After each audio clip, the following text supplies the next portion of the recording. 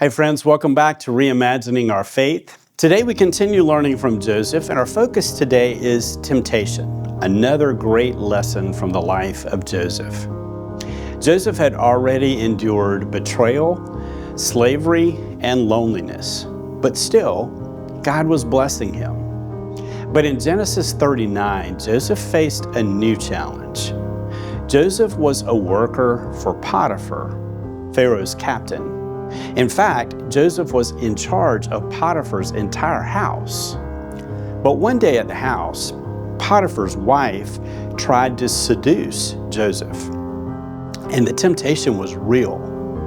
The temptation appealed to his desires, to his loneliness, to his need to feel valued, and even the possibility of gaining power. Everything about the situation pulled Joseph toward saying yes and giving in to the temptation. But still Joseph refused. Not because the temptation wasn't strong, it was, but because his character was even stronger. How did Joseph resist this temptation? Well, first, he remembered his responsibility to others. Joseph knew giving in would betray Potiphar's trust. Even if no one found out, he would know, and the relationship with Potiphar would be damaged. Temptation always affects other people. Second, Joseph also remembered his accountability to God. Joseph said, "How could I do this wicked thing and sin against God?" Remember, temptation isn't a sin, but acting on it usually is. Joseph kept God at the center of his decisions. And third, Joseph also relied on God-given self-control.